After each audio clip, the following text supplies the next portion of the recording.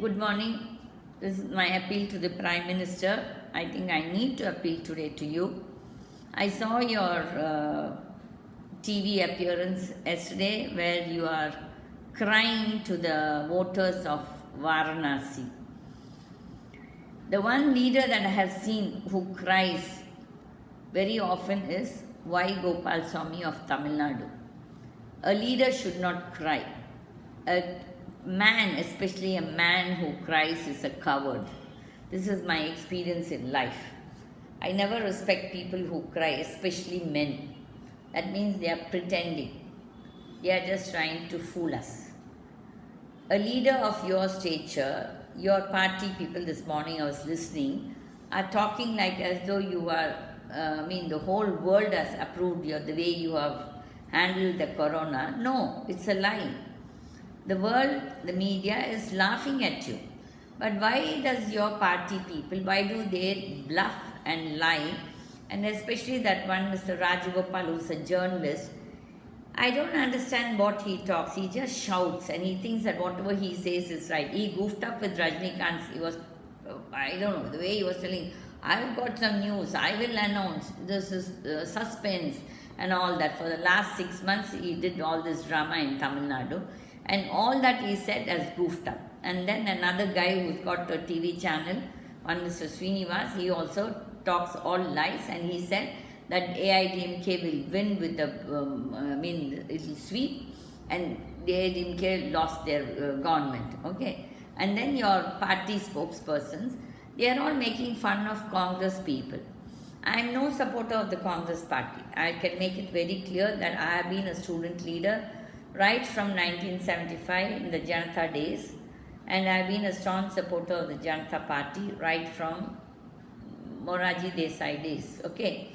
I'm never a sympathizer or a follower of Congress party. Just as you took a thing, Mukt Congress all over India, why the Congress alone shouldn't do Mukt BJP? So you have one rule for you and they have one rule, is it? What is this toolkit you're all talking? It's all nonsense. You all did that with that young girl during that farmers' agitation and made a fool of yourself when the High Court pulled you all up and the Supreme Court pulled you all up. Stop this toolkit business. Today, the country is burning. As I said, the first appeal, the country is burning, Mr. Prime Minister. Now talking about the toolkit, your Sambit Patra is another big he talks lies and the way he smiles arrogantly in the TV. The situation is so grim that at least you should put up a face, because we all are feeling sad looking at all the people suffering in the hospitals, searching for medicines, beds and oxygen. And here when they are talking, they have a dirty bloody smile. I don't know for what. This is not the time to smile. This is the time when you have to really feel bad of what is happening around us. I find most of your spokespersons very heartless and very arrogant. This is not good. Mr. Prime Minister, it took you almost from May 2nd till today is May 22nd or saying 20 days to appeal to your constituency people. Don't cry. By crying, nothing changes. By crying, the dead bodies are not going to come back alive. You should have a conscience. From the beginning, I'm telling you people are heartless. You politicians are so conceited.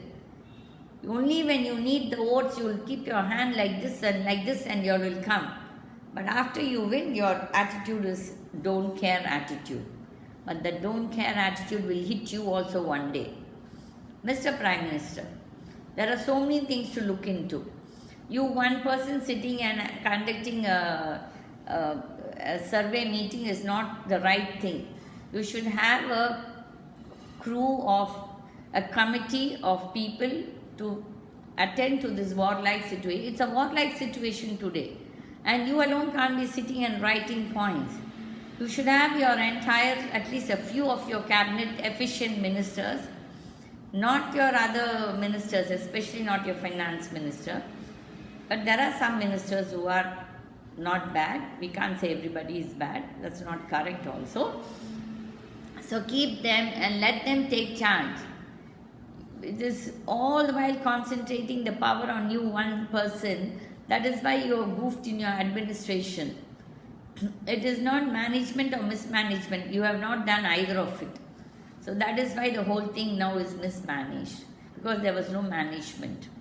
Please, Mr. Prime Minister, enough. Don't fool yourself. And don't think we are all going to feel sorry when you're crying. No. These tears, especially of a politician, is a crocodile tears. I like to end this because I don't want to talk any further, because it's worth talking to a person who has a conscience and who has some empathy. I've been repeatedly saying empathy. You had all the time to run now when Gujarat was had a recent cyclone, but you didn't go to the other states which were also affected. Kerala got hit by the cyclone, Maharashtra, Goa, and you only went to Gujarat and you announced 1,000 crores for Gujarat. Good. We should have that little blood thing, what do you say, partiality. But in Tamil Nadu in 2018, the Gaja, the cyclone which hit in South Tamil Nadu, Tanjavur and other areas, was 10 times worse than what it has hit now. But you did not even come to survey those places, and thousands and thousands of coconut trees fell, and so many cows, farmers, all cows died and farmers lost their houses and their crops, and you announced one meager pittance of I think about 100 or 300 crores. But here for Gujarat, you're giving 1,000 crores. This itself shows how partial you are. This is not the way a Prime Minister behaves. You're not the Prime Minister of Gujarat. You're the Prime Minister of India. You were the Chief Minister of Gujarat, okay? We would like to remind you that. Namaste to the Prime Minister, and we take off from Swatantra Party and GITA TV.